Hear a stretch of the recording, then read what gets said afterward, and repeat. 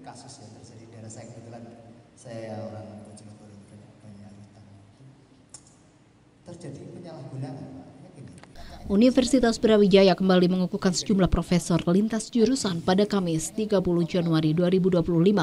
Salah satu dari 4 profesor yang dikukuhkan punya solusi jitu guna mengembalikan luasan hutan tanpa harus menghilangkan prinsip ekonomi petani. Solusi agroforestry bernama metode Rabasati. Solusi ini dikemukakan Profesor Syahrul Kurniawan SPMP PhD dari Fakultas Pertanian UB dalam konferensi pers Rabu 29 Januari 2025. Jika sudah waktunya semua pihak mulai berpikir ulang jika mau membabat hutan. Dalam beberapa tahun terakhir, dampak negatif akibat deforestasi mulai bermunculan. Sebut saja mulai terjadi perubahan iklim, tanah longsor, kekeringan, banjir bandang, hingga degradasi kesuburan tanah dan kualitas sungai. Meski begitu, di sisi lain menurut Syahrul, dalam upaya mengarusutamakan agroforestry untuk kelestarian ekologis ini juga harus mengakomodir kebutuhan ekonomis petani. Sebab itu ia mulai meneliti solusinya, yakni Rabasati sebagai jalan tengah sekaligus pembangunan berkelanjutan.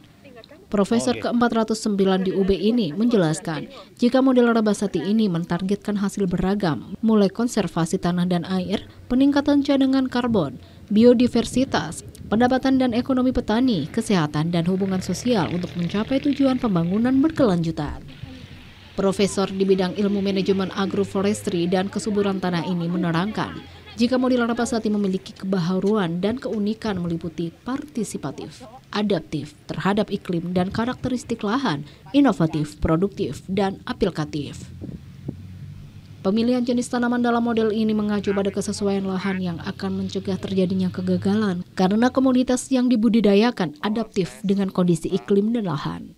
Prinsip penerapan model Rabasati terletak pada inovasi teknisnya, mengutamakan keberagaman tanaman, pemupukan yang tepat, dan penerapan irigasi hemat air bermanfaat untuk adaptasi dan mitigasi perubahan iklim.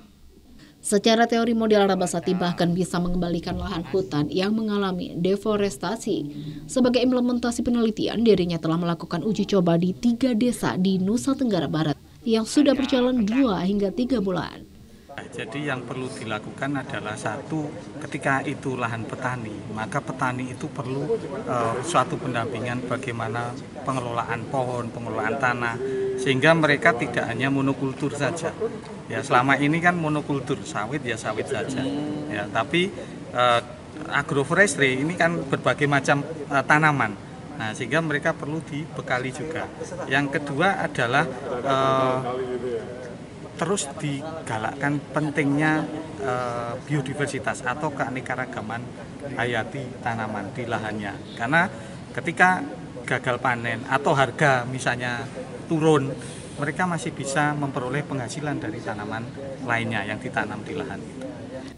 Selain Profesor Syahrul, juga ada 3 profesor lain yang akan dikukuhkan dan memiliki penelitian yang menarik di bidangnya, seperti Profesor Dr. Aulia Fuad Rahman dengan penelitian berjudul Zero, Integrasi Laporan ESG untuk meningkatkan relevansi nilai pelaporan korporat.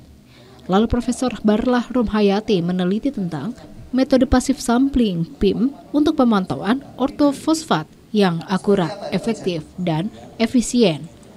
Dan juga Profesor Dr. Insinyur Solimun meneliti terkait pemodelan fleksibel dan adaptif sebagai pengembangan dari pemodelan persamaan struktural. Dari Kota Malang, Akbar ATV melaporkan.